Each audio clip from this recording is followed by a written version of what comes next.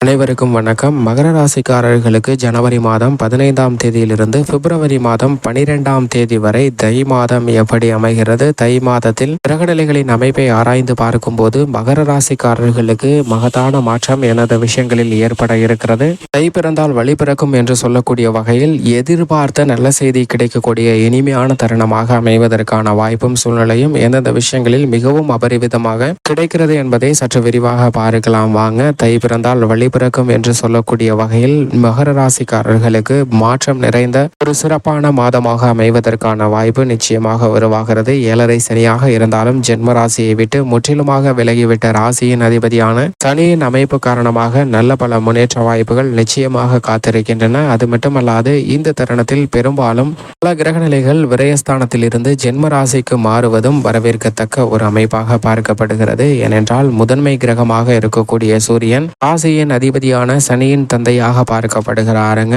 அவர் ஜென்ம ராசிக்குள் நுழையக்கூடிய இந்த மாதம் தை மாதமாக பார்க்கப்படுகிறது. பொதுவாக தை பிறந்தால் வழி பிறக்கும் என்று சொல்வார்கள். அது பழமொழி. அதாவது தை மாதத்தில் அறுவடை திருநாள் முடிந்ததற்கு பிறகு வயல்களின் மத்தியில் நாம் ஊடுருவி செல்வதற்கான வழிகளை பிறப்பதற்கான வாய்ப்பை நாம் உருவாக்கி கொள்ள முடியும் என்பது ஒரு விதமான அர்த்தமாக இருந்தாலும் கூட நம்மளுடைய வாழ்வில் முன்னேற்றம் பெற்றுக்கொள்வதற்கான நல்ல பல வாய்ப்புகளும் சந்தர்ப்பங்களும் நிறைந்து கிடைக்கக்கூடிய யோகமும் அதிர்ஷ்டமும் நிறைந்த மாதமாக இந்த தை மாதம் அமைகிறது என்பதையே கிரகநிலைகள் உறுதிப்படுத்துகின்றன. ஏனென்றால் விரயத்தில் சஞ்சரிக்கக்கூடிய சூரியன், சுக்கிரன், புதன் உள்ளிட்ட பல கிரகநிலைகள் மிக வலுவாக ஜென்ம ராசிக்கு வருவது மிகப்பெரிய மாற்றத்தை ஏற்படுத்தி கொடுக்கக்கூடிய ஒரு அமைப்பாக பார்க்கப்படுகிறது. பல்வேறு வகையில் அதிரடியான விரய செலவுகளை சந்தித்து வந்த ஒரு சூழ்நிலையில் நிச்சயமாக மிகப்பெரிய மாற்றத்தை சந்திப்பதற்கான வாய்ப்பும் சேமிப்பதற்கான சாத்தியக்கூறுகளும் உருவாகக்கூடிய இனிமையான தருணமாக அமைகிறது என்பதை முதன்மை கிரகமாக இருக்கக்கூடிய சூரியன் உறுதிப்படுத்துகிறாருங்க. சூரியன் ஜென்ம ராசிக்கு வந்திருக்கக்கூடிய இந்த தருணத்தில்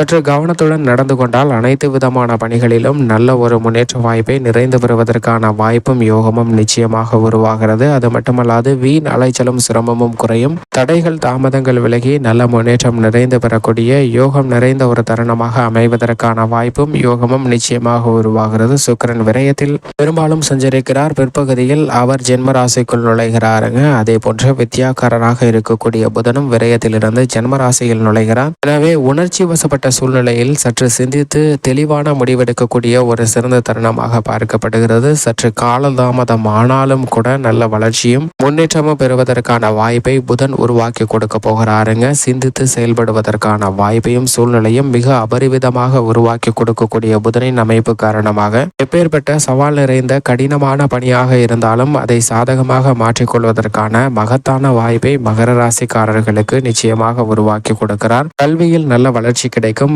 தேர்வுகளில் அதிக மதிப்பெண்ணுடன் தேர்ச்சி பெறக்கூடிய யோகமும் கிரகிக்கும் தன்மை, நினைவாற்றல் அதிகரிக்கக்கூடிய ஒரு சிறந்த தருணமாகவும் அமைகிறது. இந்த தருணத்தில் சுக்கிரன் விரயத்தில் இருந்து ஜென்ம ராசிக்குள் நுழைவது சுக்கிரனின் அமைப்பு காரணமாக வீண் விரய செலவுகள், ஆடம்பர செலவுகள் கட்டுக்குள் வரும். அது மட்டுமல்லாது வருமானத்தை உயர்த்தி கொள்ளக்கூடிய வகையில் இந்த தருணத்தில் பல பின்னடைவாக இருந்த சூழ்நிலைகள் அனைத்தும் சாதகமாக மாறக்கூடிய ஒரு தருணமாக பார்க்கப்படுகிறது. நாட்டிய கலைஞர்கள், ஞாதஸ்வர கலைஞர்கள், நடிப்பு கலைஞர்கள் என எதுவாக இருந்தாலும் கலைத்துறை ரீதியான பணிகளில் மிகப்பெரிய அளவில் வளர்ச்சியும் வருமானத்தை உயர்த்தி கொள்ளக்கூடிய வாய்ப்பும் நிறைந்து கிடைக்கிறது. சினிமா துறையில் இருப்பவர்களுக்கு பல்வேறு வகையில் புதிய வாய்ப்பும் யோகமும் அதிர்ஷ்டமும் நிறைந்த ஒரு இனிமையான தருணமாக அமைகிறது என்பதை தை மாதம் தெளிவாகவும் துல்லியமாகவும் உறுதிப்படுத்துகின்றன. அரசியல் சார்ந்த பணிகளில் எதிர்வரக்கூடிய தேர்தலுக்கு வெற்றி பெறக்கூடிய மிக அடித்தளமிடக்கூடிய ஒரு அடிப்படையான மாதமாக பார்க்கப்படுகிறது. இந்த மாதத்தில் நீங்கள் செய்யக்கூடிய சிறு செயல்பாடு கூட மிகப்பெரிய அளவில் மக்கள் மத்தியில் செல்வாக்கை அதிகரிக்கக்கூடிய ஒரு இனிமையான தருணமாக மாறுகிறது என்பதை தெளிவாகவும் துல்லியமாகவும் உறுதிப்படுத்துகின்றன. இந்த தருணத்தில்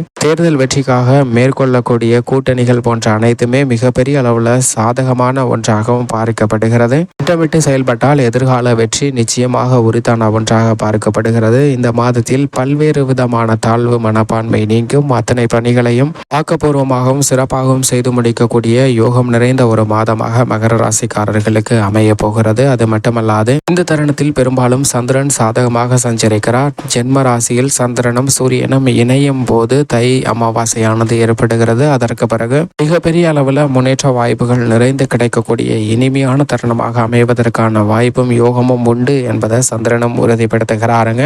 மேலும் இந்த தருணத்தில் நிழல் கிரகமாக இருக்கக்கூடிய இருக்கக்கூடிய ராகு மற்றும் கேதுவின் அமைப்பை ஆராய்ந்து பார்க்கும்போது ராகு மற்றும் கேது மிகவும் வலுவாக சஞ்சரிக்கின்றன. அதீத நன்மை கொடுக்கக்கூடிய அமைப்பில் சஞ்சரிக்கின்றன. ராகு முன்னேற்றத்திற்கு முட்டுக்கட்டையிட்ட அனைத்து காரியங்களையும் தவிடுபடியாக்கி காரிய வெற்றியை உரித்தாக்குகிறாருங்க. ஏனென்றால் வெற்றிக்கு உரித்தான 3ஆம் இடமான சகாயஸ்தானத்தில் வீற்றிருக்கிறார். அது மட்டுமல்லாது மோட்சக்காரகரான கேது 9இல் அமர்ந்திருப்பதால் பல்வேறு விதமான மகிழ்ச்சிகரமான இனிமையான சுப நிகழ்வுகளை இந்த தருணத்தில் பெறுவதற்கான வாய்ப்பும் யோகமும் உண்டு என்பதை தெளிவாகவும் துல்லியமாகவும் உறுதிப்படுத்துகிறாருங்க. பெண்மணிகளுடைய எதிர்பார்ப்புகள் அனைத்தும் மிக சிறப்பாக பூர்த்தியாகும். குடும்பத்தில் இருக்கக்கூடிய பிரச்சனைகள் அனைத்தும் தகர்த்தெறியப்படும். முன்னேற்றம் நிறைந்த யோகம் நிறைந்த ஒரு மாதமாக அமையும் என்பதை நிழல் கிரகமாக உள்ள ராகு கேது உறுதிப்படுத்துகின்றன. இதையே சுக்கிரனும் குருவும் உறுதிப்படுத்துகிறார். எனவே பெண்மணிகளை பொறுத்த வரைக்கும் பல எதிர்பார்த்த நல்ல செய்தி நிச்சயமாக கிடைக்கும். செவ்வாய் விரயத்தில் இருக்கிறார். மங்களகரகனான செவ்வாய் விரயத்தில் இருப்பதால் சில விரய செலவுகள் ஏற்படலாம். அவற்றை பழைய வீடு பழுது பார்த்தல், வாகனம் பழுது பார்த்தல் மற்றும் பல சுப நிகழ்வுகளாக மாற்றிக்கொள்ளக்கூடிய யோகம் நிச்சயமாக உண்டு. புதிய நிலம், வீடு, வாகனம் வாங்குவதற்கான அதிர்ஷ்ட யோக வாய்ப்புகளையும் செவ்வாய் நிச்சயமாக உரித்தாக்குகிறாருங்க. செவ்வாயின் அமைப்பு காரணமாக பல மங்களகரமான சுப விரயங்கள் ஏற்படும். ராசியின் அதிபதியான சனி மிக வலுவாக குடும்ப சனியாக 2ஆம் இடத்தில் அமர்ந்திருக்கிறார். எனவே குடும்ப ரீதியாக இருக்கக்கூடிய சிக்கல்கள் விலகும். உத்தியோக ரீதியாக சந்திக்கக்கூடிய சூழ்நிலையில் மாற்றம் ஏற்படுகிறது. மன நிம்மதியை பாதித்த அனைத்து விதமான பணிகளும் விலகி மன நிம்மதி கிடைக்கும். உங்களது திறமைக்கு பாராட்டு கிடைக்கக்கூடிய ஒரு சிறந்த மாதமாக பார்க்கப்படுகிறது.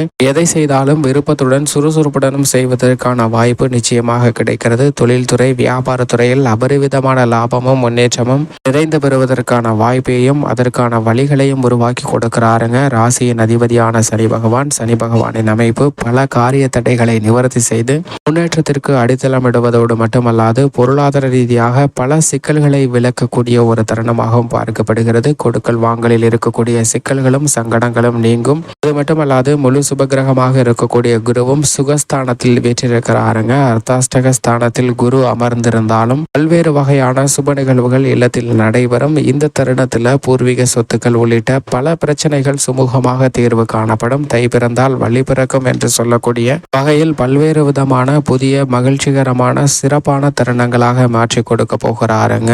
குருவின் அமைப்பு பல சங்கடங்களை நிவர்த்தி செய்து நன்மையை நிறைந்து கொடுக்கக்கூடிய ஒரு அமைப்பாக பார்க்கப்படுகிறது. திருமண பாக்கியம், குழந்தை பாக்கியம் நிறைந்து கிடைக்கக்கூடிய ஒரு யோகம் நிறைந்த மாதமாக இந்த மாதம் நிச்சயமாக அமைகிறது என்பதை தெளிவாகவும் துல்லியமாகவும் மகர ராசிக்காரர்களுக்கு குரு உறுதிப்படுத்துகிறாருங்க. சுகஸ்தானத்தில் தனது சஞ்சார தூரத்தில் பாதிக்கு மேல் கடந்து விட்டார். மிக விரைவில் அவர் பஞ்சமஸ்தானத்தில் நுழைய இருக்கிறாருங்க. எனவே நிறைந்த நன்மை பெறுவதற்கான வாய்ப்பு மகர ராசிக்காரர்களுக்கு உருவாகிறது. மேலும் சாதகமாக மாற்றிக்கொள்ள நிச்சயமாக மகர ராசிக்காரர்கள் தை மாதம் முழுவதும் அருகாமையில் உள்ள முருகப்பெருமாள் ஆலயம் சென்று தீபமேற்றி வழிபாடு செய்யுங்கள்.